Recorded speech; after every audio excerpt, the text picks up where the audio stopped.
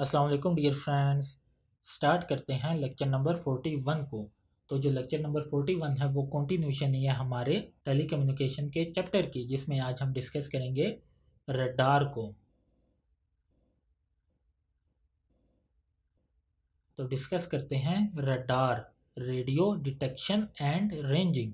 Radar is a detection system that uses radio wave signals to determine ranging angle and radial velocity of objects relative to the site. तो radar जो है वो एक detection system है जो कि use करता है रेडियो वेव सिग्नल्स को, ताकि हम पता लगा सकें किसी भी ऑब्जेक्ट की रेंजिंग को, एंगल को या उसकी रेडियल वेलोसिटी को। मीन्स के कोई भी ऑब्जेक्ट जो है वो कितनी दूरी पर है, उसका क्या एंगल है और उसकी वेलोसिटी, स्पीड जो है वो कितनी है।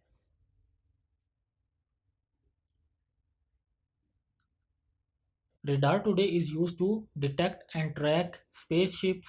तो स्पेसशिप्स को डिटेक्ट और ट्रैक करने के लिए हम रडार को यूज़ करते हैं। And aircrafts at seas well as insects and bird in the atmosphere. Aircrafts को भी डिटेक्ट करने के लिए जो कर समुद्रों में होते हैं, एज वेल एज और उसके साथ साथ इंसेक्ट्स और बर्ड्स को डिटेक्ट करने के लिए कि वो आसमानों में या स्पेस में कहाँ कहाँ पर हैं।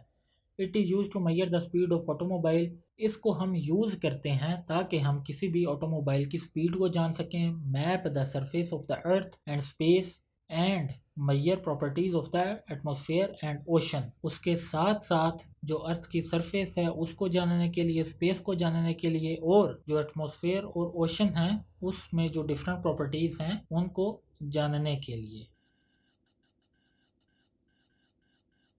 वर्किंग प्रिंसिपल ऑफ रडार को देखते हैं। Radar is fundamentally an electromagnetic sensor used to detect and locate objects. Radio waves are radiated out from the radar into free space. Some of the radio waves will be intercepted by the reflecting objects.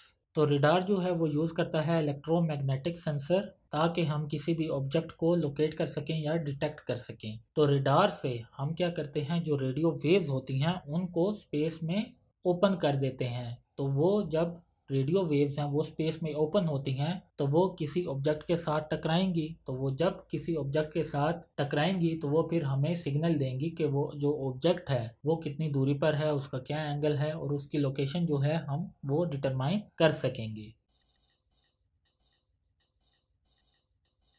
The intercepted radio waves that hit the target are reflected back in many different directions. तो क्या होता है कि जब किसी object के साथ जो रेडियो वेव्स हैं वो जाकर टकराती हैं और उन्होंने रिफ्लेक्ट करना होता है, तो वो जब रिफ्लेक्ट करती हैं तो वो डिफरेंट डायरेक्शन में रिफ्लेक्ट करती हैं। Some of the reflected radio waves are directed back toward the radar. तो कुछ जो उनमें से जो रिफ्लेक्टेड रेडियो वेव्स होती हैं वो क्या होती हैं, वो आकर रेडार को ही इंफॉर्मेशन जो है वो देती हैं या उनके साथ आकर कनेक्ट होती हैं। Where they are received and amplified, जहाँ पर फिर उनको रिसीव किया जाता है और एम्पलीफाई किया जाता है। तो जी जो रडार है इसको हम फार्मूला के तहत जो है वो देखते हैं। Duplex is equal to signal transfer and receive, then T X is equal to, then T X minus T R is equal to time, distance is equal to speed multiply time, D one is equal to 100 metre, D two is equal to 120 metre जिसको हम red shift कहते हैं, D three is equal to 80 metre जिसको हम blue shift कहते हैं। अच्छा जी, formula जो है वो मैंने आपको पहले ही लिखवा दिया है, बट डायग्राम के थ्रू इसको देखते हैं और आपने एग्ज़ाम में भी पहले डायग्राम ड्रॉ करनी है, देन जो फार्मूला है उसको लिखना है।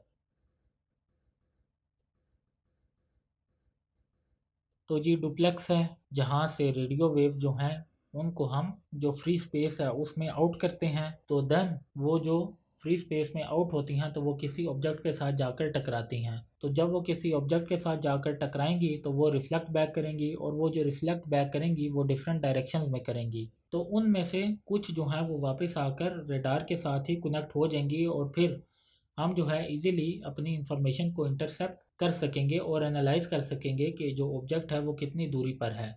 अगर जो ऑब्जेक्ट है वो 80 मीटर दूरी पर हो तो वो ब्लू शिफ्ट कहलाएगा। अगर जो ऑब्जेक्ट है वो 120 मीटर पर हो तो उसको रेड शिफ्ट हम कहेंगे।